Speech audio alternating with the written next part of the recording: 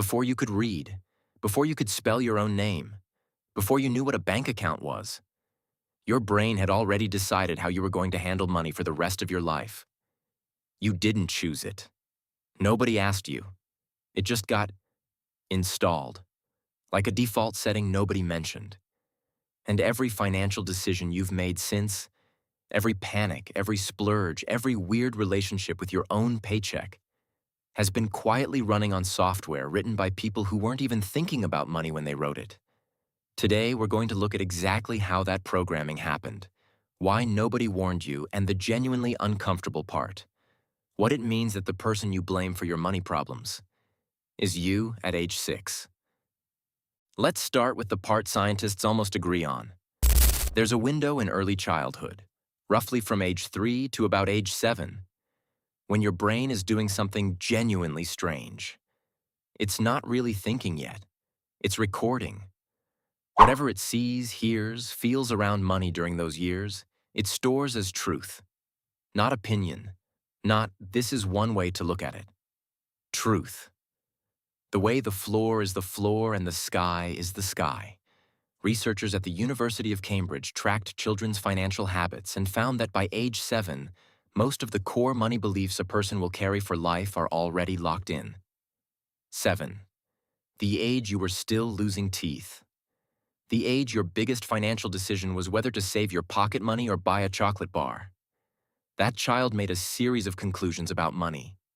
And without telling anyone, including you, that child is still making your decisions today. Your inner 6-year-old is running your bank account. That should worry you. Now let's get specific, because most childhood money programming doesn't come from big traumatic events. It comes from quiet, ordinary sentences, repeated for years. Sentence number 1, we can't afford that. Sounds harmless, right? It's just true.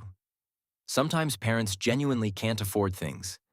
But when a child hears that phrase 3 times a week for 10 years, they don't learn money is finite. They learn something far more dangerous. They learn that money is the thing that makes you say no to yourself. Money becomes the enemy of joy. Years later, that adult finally has money. And they discover something strange. They can't enjoy it. Because spending feels like betraying something. They were taught that wanting things is the problem. So now they have money and they still feel guilty. The bank account changed. The programming didn't. Sentence number 2. Money doesn't grow on trees. This one sounds like wisdom.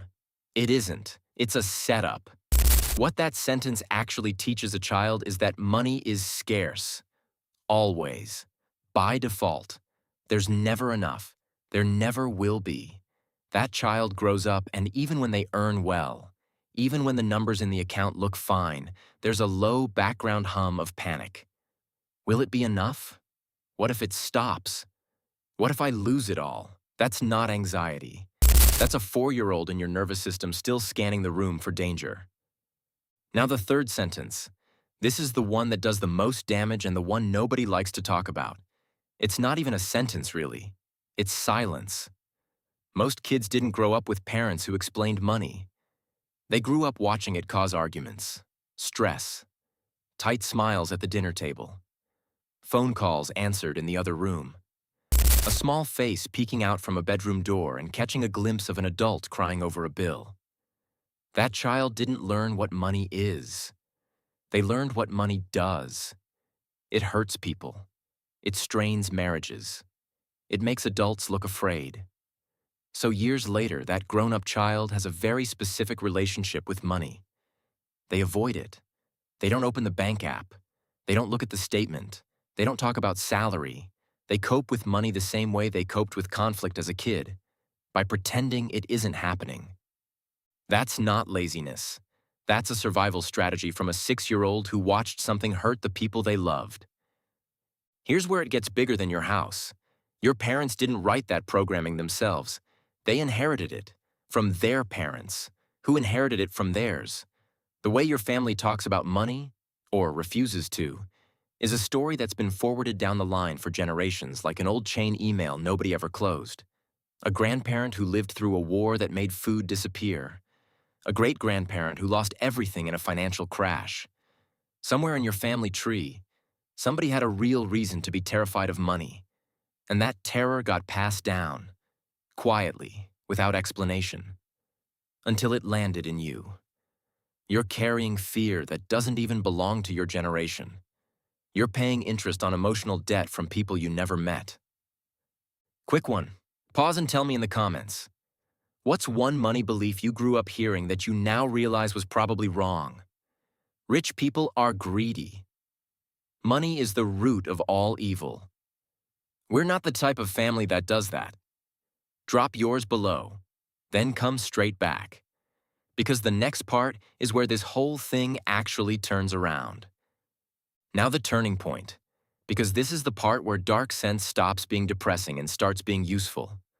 None of what I just told you is your fault. You did not choose your programming. You did not choose your parents.